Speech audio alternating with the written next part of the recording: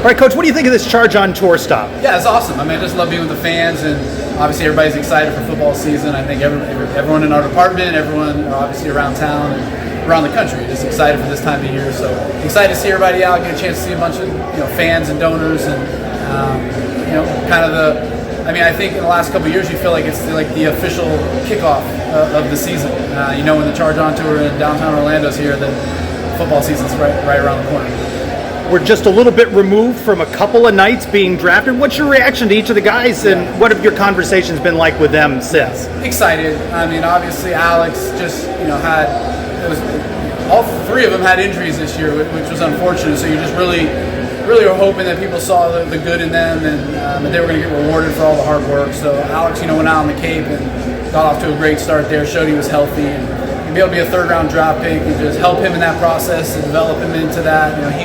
He's put a lot of time and effort, and this has been a process that I know that he's been dreaming about for a long time. And see his name called that early, and I was really proud of him. And the same, I mean, Hunter, obviously the same thing. He's having the unfortunate, the path that him and Connor were really on before they got hurt. It was unfortunate because they probably got dinged a little bit in the draft because of that. But to see their names called and to see them get rewarded, and people to understand that obviously Connor's finger is not going to be a long-term thing, and the way Tommy Johns are nowadays, like it feels like every pitcher is going to have it at some point. So to Hunter to have it now and still be able to get some money and opportunity and to be ready to go this time next year, he'll be out pitching, but to see those, especially Hunter meant a lot just because he's one of the first kids that ever committed to us when we got here. So to see him go from that commitment and believing in us, and then to see what he was as a freshman, and just see the work that he's put in and what Nick has done with him, and to get drafted that high. I know his mom was really excited. Again, same thing with Connor, to have the year that he had last year at Maryland, to kind of take a leap of faith and transfer and put his faith in us, and to see him have the work ethic, and then to have that success, and then kind of the draft is always kind of that reward, just saying that, hey, all the stuff and all the sacrifices that I made was really, really worth it. And so happy for all three of those guys. They represent our program really, really well, left a legacy here. Hopefully that rubs off on some other guys.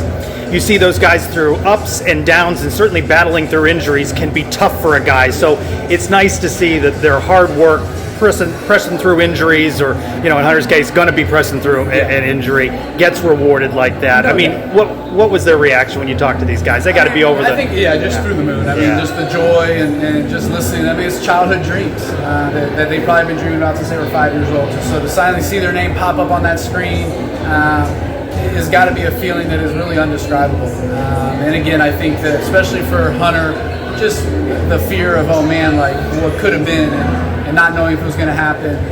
I think for the Royals to put that trust in knowing that he's going to be fine. And again, we talked about it. These Tommy Johns are kind of like the tune of it these days. Like the success rate of coming back is so high. So I know Hunter's going to work hard, but just to see that, and know that there's probably some relief. Like okay, the injury wasn't career crushing, but then the joy and just the elation of knowing that they've reached their childhood dream of getting drafted is a big deal. A couple more names on your wall of major leaguers too. Yeah, hopefully, right? I mean, they're all up on the wall. They go on the wall, right? Yeah, they go up on the wall. They're on the wall. But major leaguers, when you get to the big leagues, you get a sticker, a Major League Baseball sticker, which is obviously the ultimate goal, right? So yeah, they've already been added. Those three guys have already been added to the wall. And hopefully, Thad Ward is close to getting to the big league, so hopefully he'll get that sticker here soon.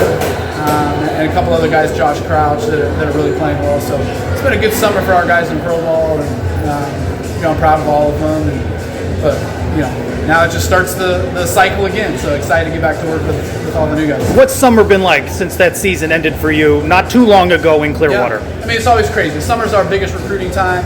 Obviously with the transfer portal now, obviously had our freshmen that we already knew were coming, but then you lose a couple guys to the draft, you lose some guys to the transfer portal, so you're trying to finish the class and make sure we got enough players for the fall and that we're where we think we need to be. So, doing that, spent a lot of time on that, and then a lot of time just out around the country trying to find future Knights. It's probably our busiest time of the year. Everyone thinks that the season as coaches for us is busiest, but for us the summertime is probably the busiest because we're not here very often. We're out and about. My assistants, I don't see them for like 3 or 4 weeks.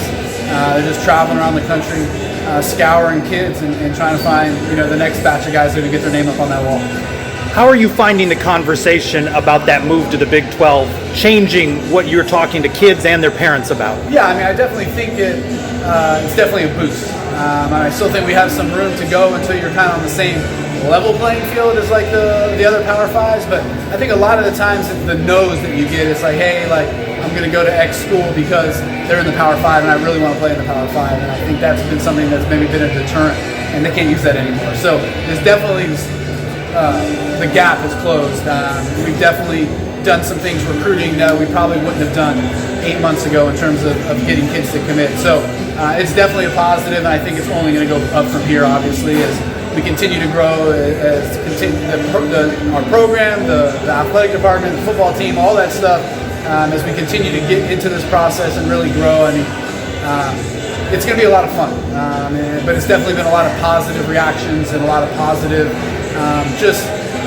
things that are happening in recruiting that can only happen because we're going to the Big 12. Before we know it, fall ball will be here. What do you hope to accomplish during that? Yeah, I mean, I think for us, we'll have 17 new players, so just getting those guys acclimated, seeing where we're at, seeing the guys make the jumps from last year, getting the transfers, just to kind of get footing and see where they're at. Obviously the same with the freshmen, and just build the team camaraderie. I think the culture has been moving in the right direction, but there's still room for growth, and I think the faster that we can get these kids just to kind of, with all the new players, just really kind of bond and get together, obviously the better things are going to be for us, and I think the faster we'll make gains.